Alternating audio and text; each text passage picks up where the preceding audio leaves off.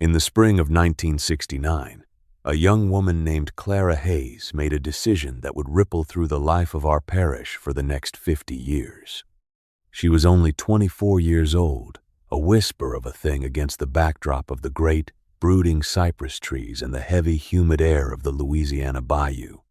She had inherited her grandfather's cattle farm a few years prior, a modest spread of land that was more water than solid earth, a place where the line between pasture and swamp was a suggestion written in mud and cattails.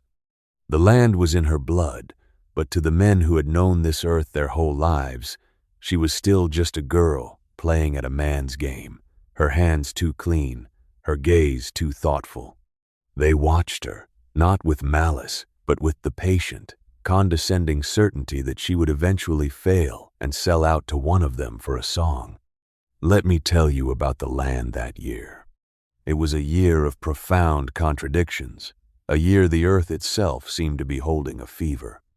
The winter had been a strange one, drier than anyone could recall. The ground, usually soft and forgiving, baked hard under a relentless, pale sun.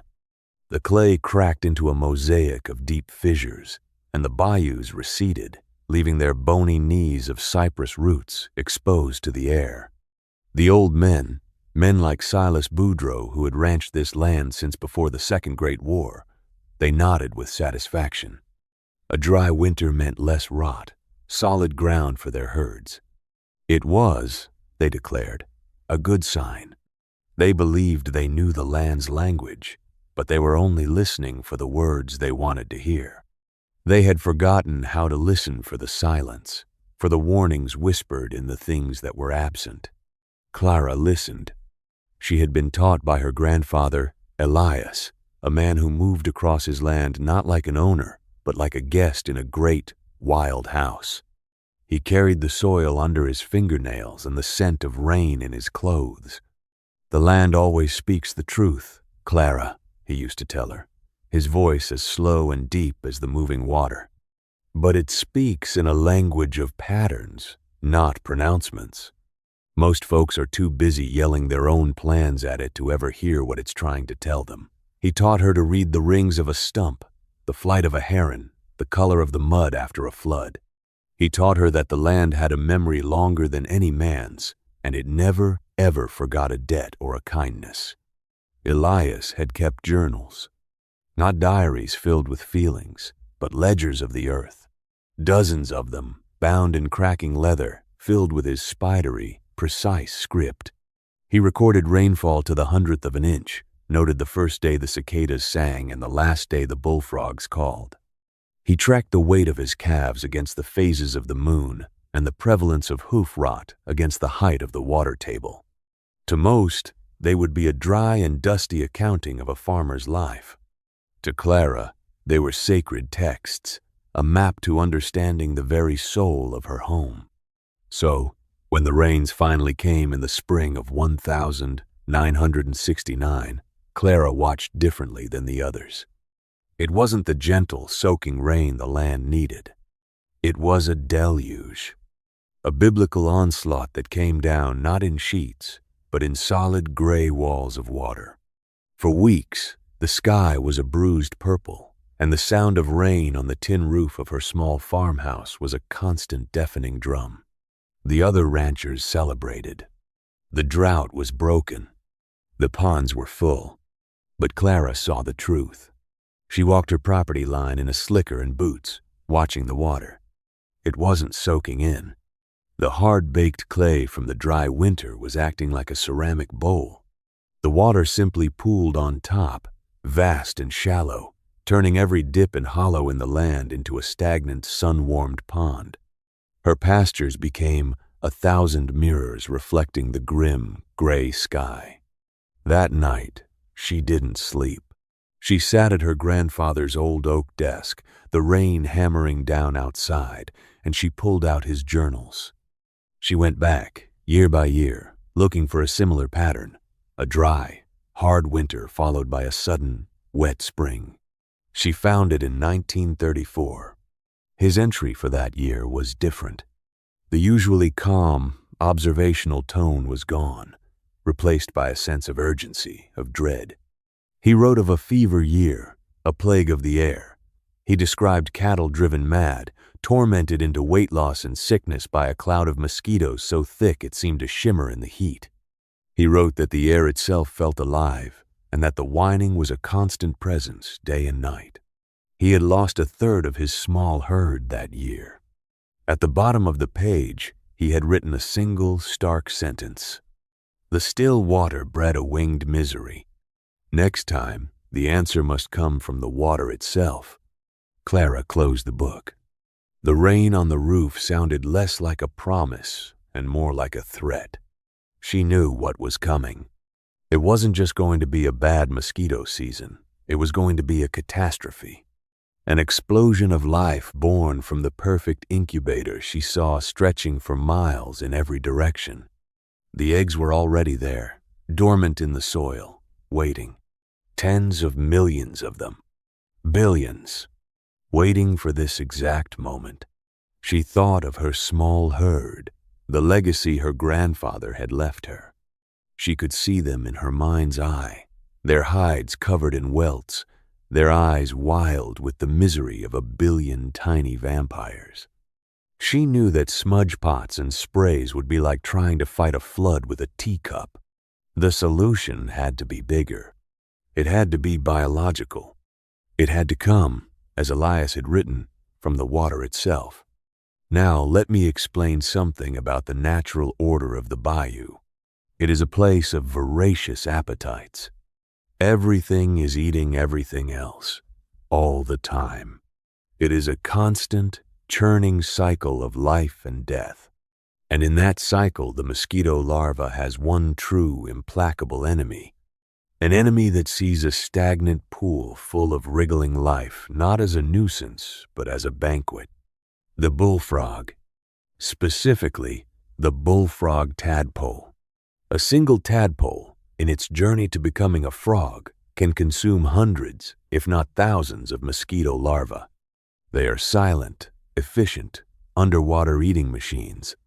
Clara spent 2 days with county maps and her grandfather's detailed charts of her own property, marking every ditch, every hollow, every low-lying area that was now holding water. She calculated the surface area of the stagnant water on her land. Then, she did the math, cross-referencing with a university biology textbook she'd ordered through the mail. She calculated the number of larvae a single square foot of water could hold. The numbers she came up with were terrifying. She needed an army. Her decision was made. She drove her old Ford truck 2 hours south to a commercial fish and frog hatchery near the coast. It was a place that supplied restaurants and biological supply companies. The man behind the counter, a fellow with a weathered face and suspicious eyes, looked at her askance when she told him what she wanted. 13,000? He asked, chewing on a matchstick. 13,000 bullfrog tadpoles? What are you doing, ma'am, starting a new plague? Clara simply met his gaze. Something like that, she said, and paid him in cash, money she had carefully saved, money that was supposed to go toward a new fence line. She drove home with a dozen large, sloshing containers in the bed of her truck, the water inside them a dark, wriggling mass of future amphibians. Her first stop on the way back was the feed store in town. It was the hub of the community, the place where news and gossip were traded as currency. As she pulled in, she saw the familiar circle of trucks parked out front. Inside, the air was thick with the smell of sweet feed and old dust. Silas Boudreau was holding court, as he always was. He was a big man, his face a roadmap of sun and satisfaction, his voice a booming proclamation of his own expertise. He owned the largest ranch in the parish, and he saw himself as the patriarch of their small community, the keeper of its conventional wisdom. He stopped mid-sentence when Clara walked in. All eyes turned to her. She was an interruption, an anomaly. She quietly placed her order for a few bags of mineral supplement, trying to ignore the stares. But it was no use. Young Jimmy Thibodeau, who worked the counter, couldn't contain his curiosity. "Mrs. Hayes," he said, his voice a little too loud. "Is it true what we hear? That you just drove all the way to the coast for a truck full of frogs?" A silence fell over the store. It was the kind of silence that precedes a judgment. Clara felt her face flush, but she kept her voice even. "Tadpoles, Jimmy. Not frogs yet." That's when Silas Boudreaux laughed. It wasn't a kind chuckle. It was a deep, rumbling, condescending laugh that shook his whole body. It was a laugh that invited everyone else to join in, and they did. The store filled with the sound of men's laughter, a chorus of ridicule aimed at the strange girl with the strange idea. "Tadpoles," Boudreaux boomed, wiping a tear of mirth from his eye. 13,000 of them, I hear. Lord have mercy, girl.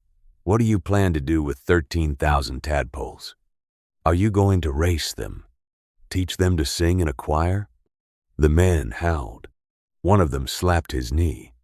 "Maybe she's starting a French restaurant," another one yelled, and the laughter swelled again.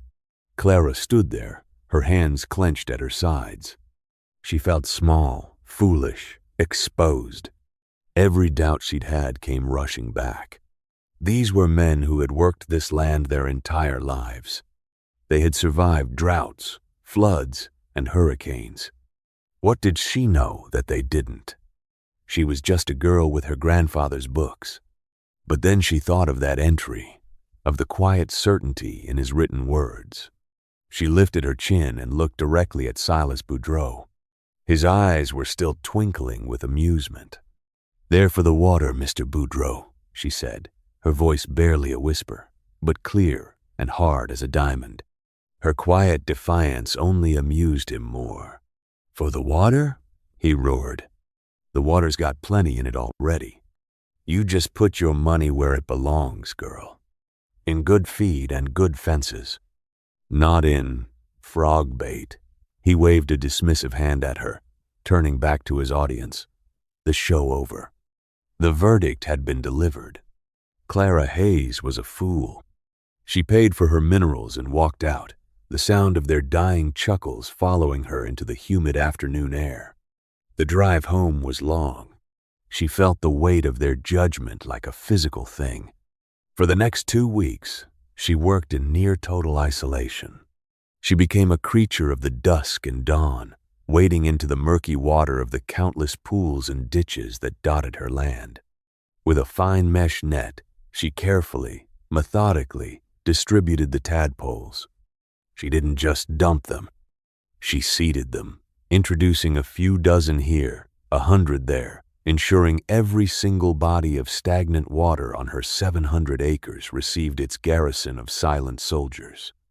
It was back-breaking, tedious work.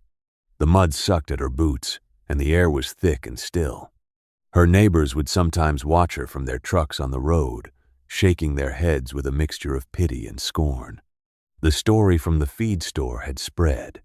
She was now the frog lady. There was one evening, about a week into the work, when her resolve nearly broke. She was standing waist-deep in a wide, shallow pool, the setting sun painting the water in hues of orange and blood. Her muscles ached, and she was covered in mud.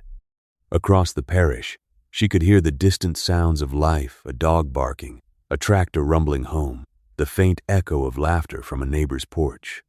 She felt profoundly alone. Have you ever wagered everything on an idea no one else believed in? It is a lonely, terrifying place to be. She looked at the dark, still water, at the tiny, wriggling things she had placed her faith in, and for a moment, she thought, they were right.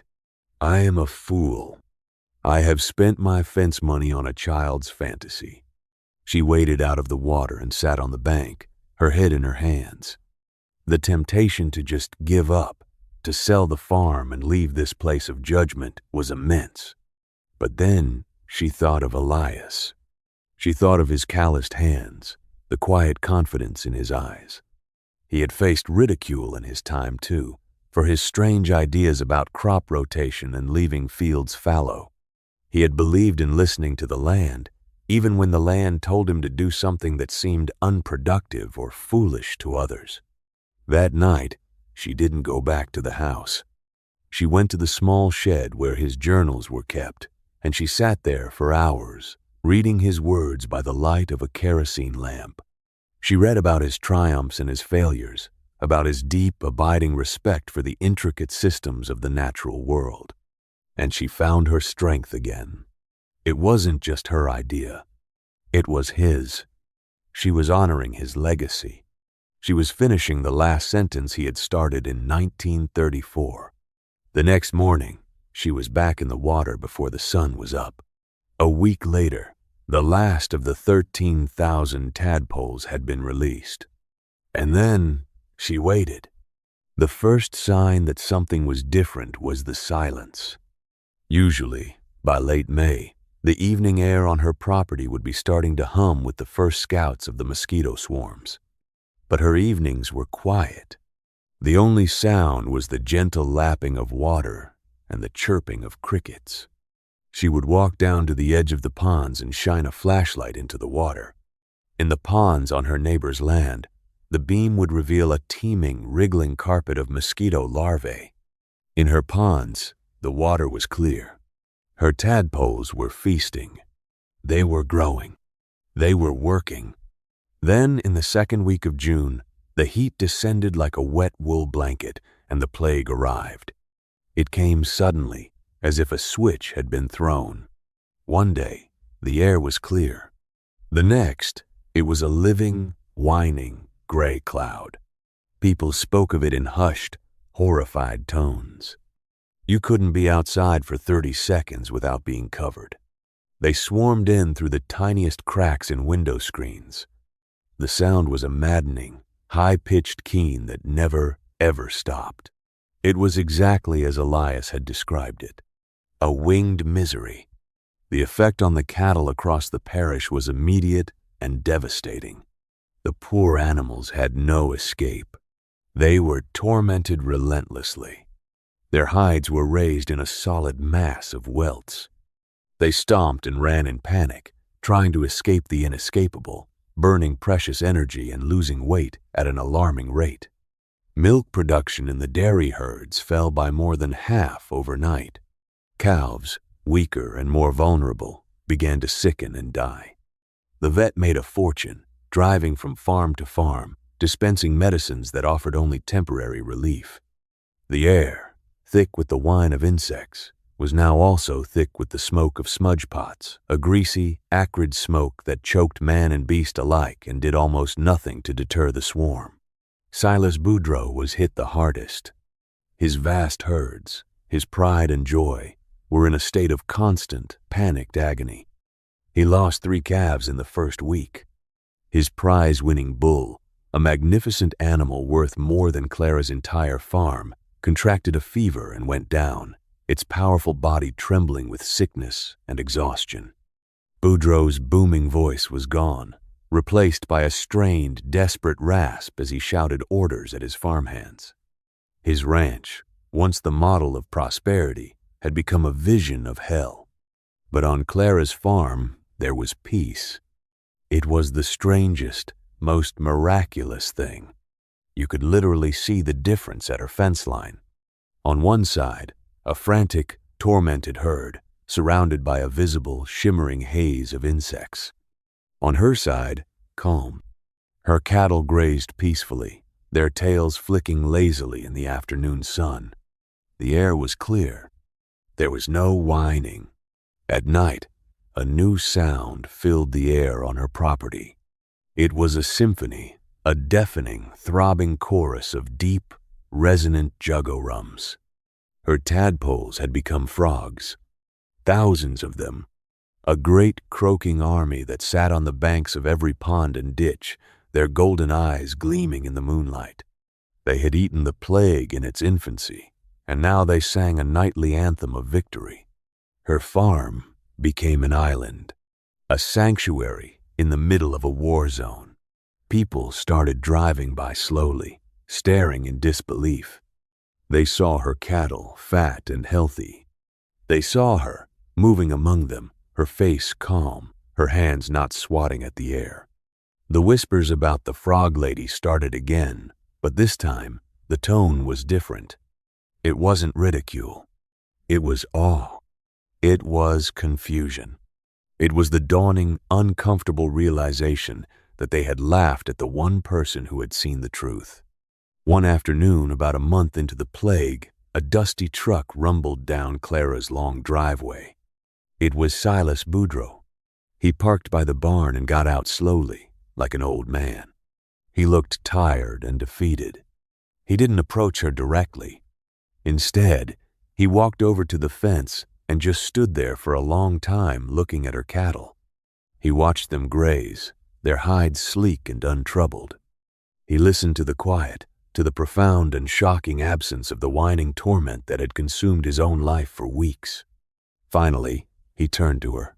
She had been standing by the porch, watching him, waiting. He took off his hat and held it in his hands, turning the brim over and over. "Clara," he said, and his voice was rough with humility. He wouldn't meet her eyes. He just stared at the ground. "How?" he asked. It was just one word, but it contained a universe of questions. How did you know? How did you do this? How could you, a slip of a girl, be right when all of us, the men who have done this our whole lives, were so catastrophically wrong? Clara didn't feel triumphant.